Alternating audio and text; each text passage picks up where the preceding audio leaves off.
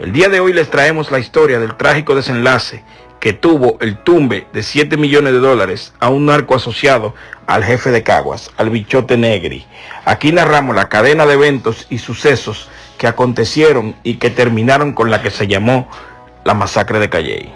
Viví por mi pensar y por mi manera de actuar. Todo lo que quería yo mismo lo tenía que alcanzar y fui escalando. Y esto más me estaba gustando, hasta que sin darme cuenta yo me convertí en un capo, conocido por tu bloque, querido y respetado. Yo encontré bien inconforme, pero vaya, hay que superarlo. La admiración de mi familia, que no sabía. Todo comienza en el residencial Gautier Benítez. El grupo que domina el tráfico en la ciudad de Caguas es dirigido por el jefe de jefes, Edsel Torres Gómez, mejor conocido como Negri. El que narra la historia es su ex socio, quien se volvió testigo cooperante, o sea, Chota, conocido en el bajo mundo como Prieto Capota. Era uno de los brazos derechos de Negri. Pero en ese tiempo había un problema entre Negri y un traficante llamado Ángel Luis Castro Alifonsi, quien también pertenecía al bajo mundo. Alifonsi vivía en la zona de Gurabo. Según lo que cuenta un testigo que está cooperando, de nombre Jesús Carrasquillo, quien confirmó que era ex adicto y muy amigo del Bichote Castro Alifonso. La fecha es alrededor de 4 semanas antes del suceso. Cuenta Carrasquillo que Alifonsi fue parte de un grupo de delincuentes que le dieron un tumbe de $7 millones a un bichote de patillas. Cuenta que después que pasó el tumbe, la vida de Castro Alifonsi cambió por completo y muy deprisa. Cuentan que se compró 3 vehículos deportivos Chevrolet Corvette. También adquirió una casa, una finca, 2 motoras y una gran cantidad de prendas. Con respecto a las joyas adquiridas, destaca una cadena de oro extremadamente gorda que llamaba mucho la atención. El amigo de Alifonsi, que también vivía en la zona de Gurabo, también salió beneficiado con los obsequios que su amigo les regaló.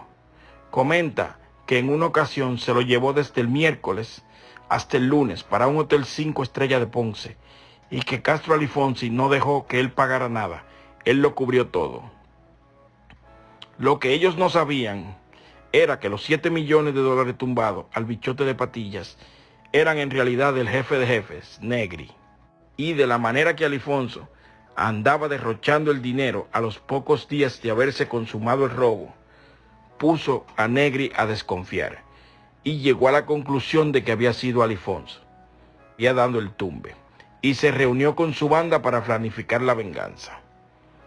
Lo que sucedió en Gurabo, a comienzos del 1994, exactamente en el mes de marzo, el nuevo millonario Castro Alifonso andaba negociando con una persona de apellido Ortiz Feliciano, quien era de Parcela Jauca, en el municipio de Santa Isabel, porque él quería comprarle la casa al caballero. Alifonso andaba con alias Coco, de nombre José Manuel Alamo, quien era el que le lavaba los carros, pero también era su amigo y siempre acompañaba a Castro Alifonso en sus actividades. El 13 de marzo del 94, Alifonso, en compañía de Coco, llegó a la casa de Ortiz para cerrar la compra de la casa, todo en efectivo. Después del negocio, el ex dueño de la casa, Ortiz, se fue del lugar con Alifonso para buscar las escrituras. Andaba un muchacho vecino de nombre Edison Marrero Vázquez, quien partió con el grupo en un deportivo Mustang rojo, 5 litros, que también era de Alifonso. El grupo visitó a Ledo José Luis Velázquez Ruiz en Gurabo. En dicho lugar iban a negociar la propiedad. Aproximadamente a las 3 de la tarde se fueron a sus respectivas casas. Al terminar la venta de la propiedad, ese grupo se dirigió a casa de Carrasquillo, en Villa Alegre, municipio de Gurabo. Conducía Coco, parqueando en el pavimento de la propiedad el carro Mustang en el que andaba. Se desmontaron del vehículo y le vocearon a una señora que se llamaba Nena, la señora que vivía al lado de la propiedad y cuyo nombre de pila era María Carmen. La nena se dirigió a su encuentro 2 vehículos más se estacionaron al lado del Mustang de Castro Alifonso. Uno era un Toyota blanco y el otro era un Prelude rojo. Del Honda Prelude rojo bajó un gatillero que portaba un AK-47 y en plena calle levantó la voz y le dijo: cabrón, párate ahí. Y del Toyota blanco salieron varios sicarios más que tenían el rostro enmascarado y portaban armas de fuego. La reacción de Castro Alifonso fue la de salir corriendo, pero fue atrapado por el enmascarado azul del carro Honda Prelude, quien le tiró varios balazos y este cayó abatido. Fue entonces cuando se quitó la máscara, le enseñó el rostro y le dijo: cabrón, coge tumbe para que veas quién soy yo. Y en ese instante le borró la cara con el AK. Y ahí terminaron los días de Castro Alifonso.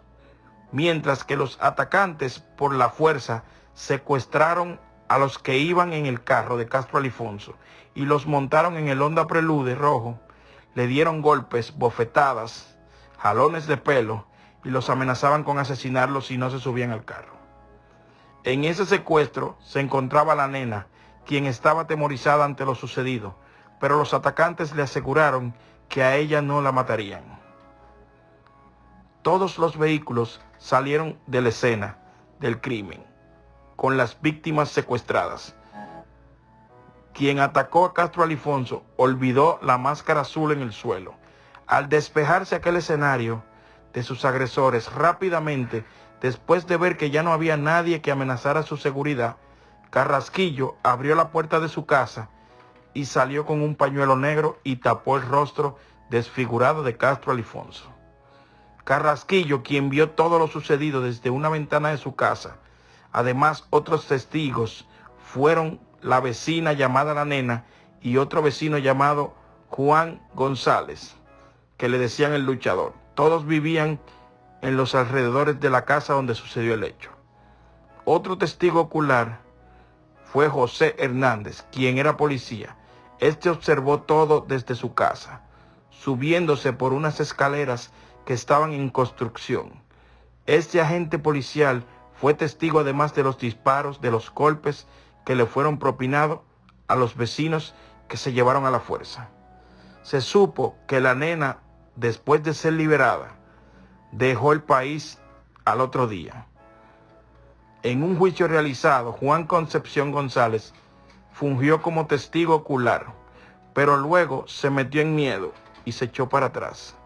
Aunque el Ministerio Público lo presentó como un testigo problemático, Juan Concepción, quien era en una primera investigación, señaló al culpable, pero después al parecer cogió miedo y dijo que él no vio quién disparó porque estaba muy lejos.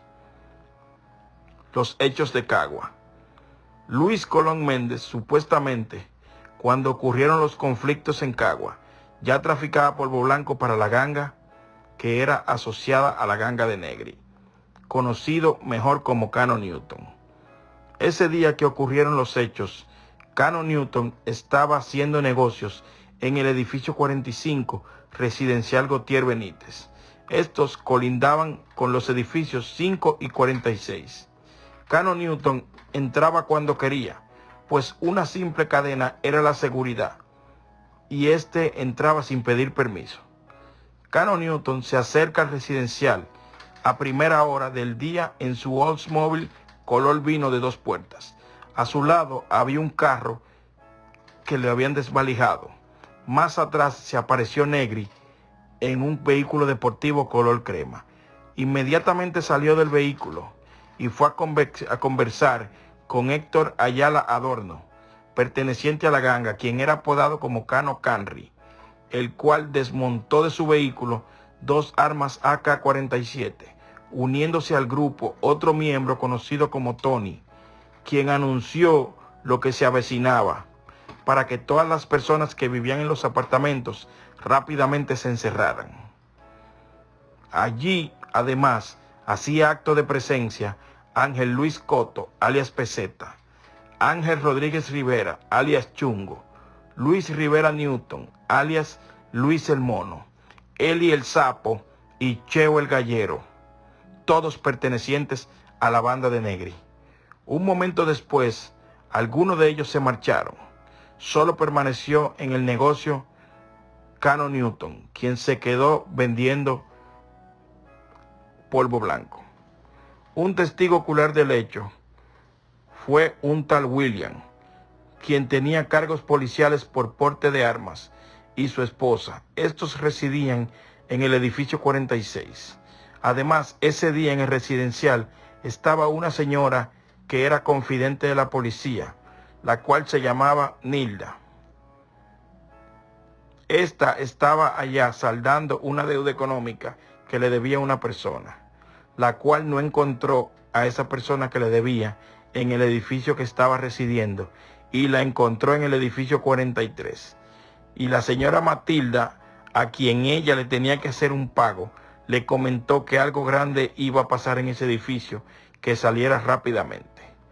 Pero que Nilda decidió llevar a la señora Matilda a la casa de su nieta para que fuera protegida.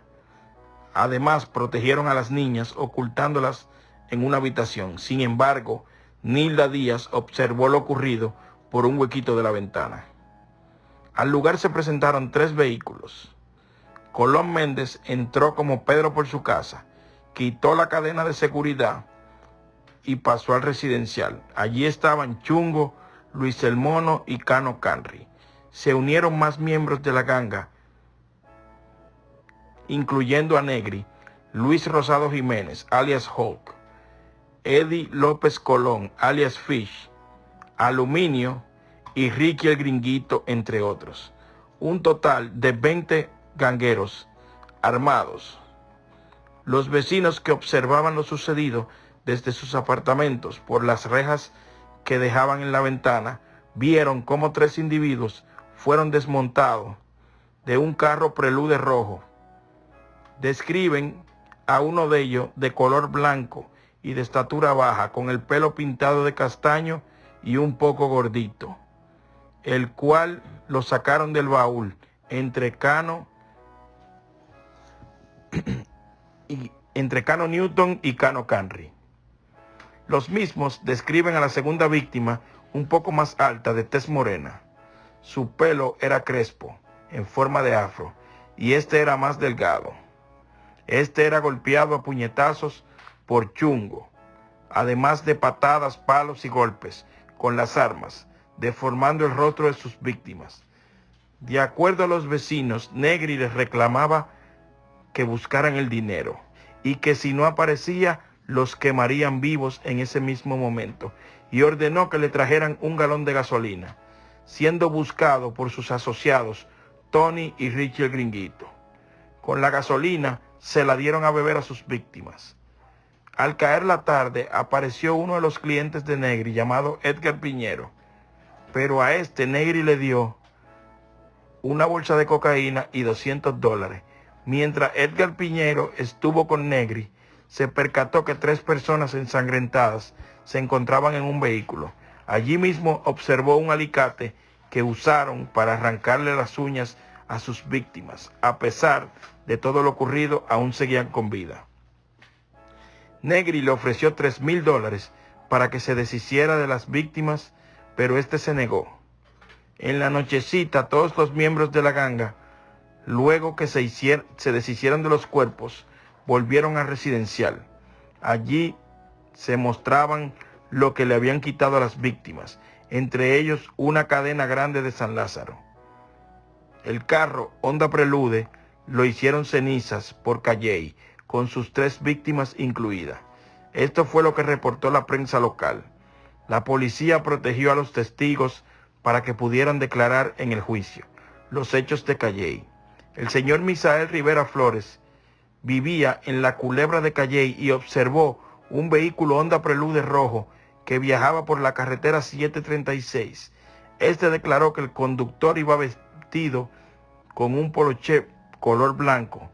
Tras el Prelude venían a gran velocidad un pick-up negro y otro carro color crema. Los cuerpos calcinados fueron hallados por los agentes policiales.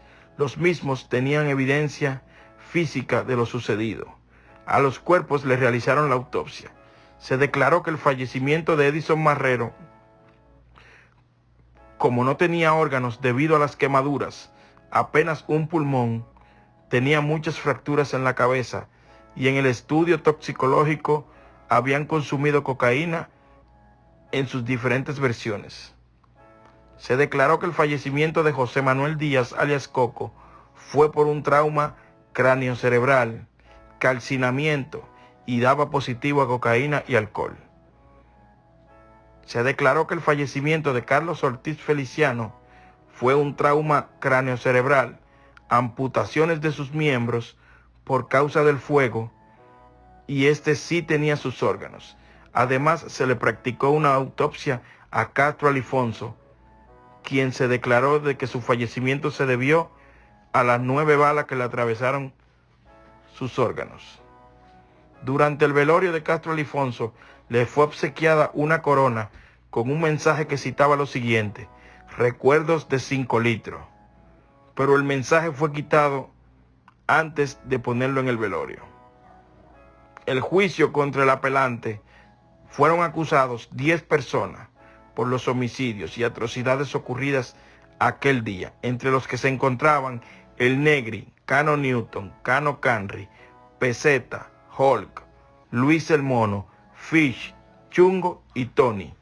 Este juicio fue cubierto por todos los medios de comunicación, quienes se hicieron eco de estas atrocidades, en donde acusaron todos al Negri, a Cano Newton, a Edwin López Colón y a Luis Rosado Jiménez. Los titulares que usaban los periódicos de la época eran algunos como: los asesinatos de un narcoterrorista, narcotesoro deja estela de sangre, Negri se deshace de la oposición,